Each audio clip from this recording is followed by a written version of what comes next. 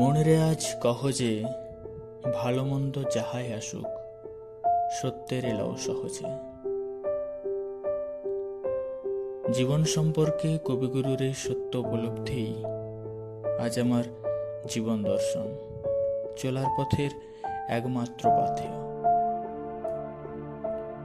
মানুষের জীবনের মূল কথা যেন দুঃখ, তা অনাবৃতই হোক বা সুখের রঙিন মোড়কে আবৃতই হোক। আমার তো মনে হয় দুঃখ সাগরে বুদবুদ বিন্দুর মতো সুখ ক্ষণস্থায়ী, অথচ যার সন্ধানে আমরা হন্য পাওয়ার জন্য লালায়িত। সুখ জিনিসটা আপাত, তাই কারোর কাছে তা আলো হলেও অন্যের কাছে হয়তো তা আলোরূপী আলো।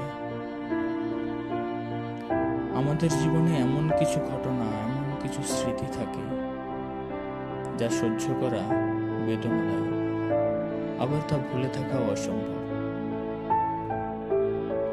কবির কথায়, মানুষ যা চায় তা ভুল করেছে, আর যা পায় তা চায় না।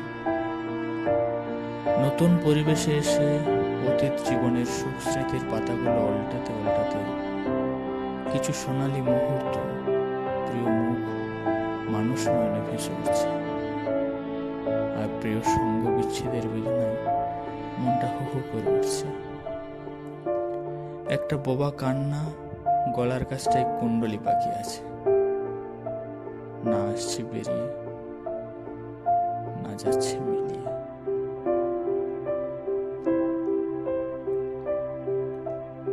শুভ নববর্ষের সকলকে জানাই প্রীতি, শুভেচ্ছা, অভিনন্দন। নতুন বছর, নতুন জীবন, নতুন মুহূর্ত। আসুন সবাই সুস্থভাবে ভালোভাবে কাটাই। নমস্কার।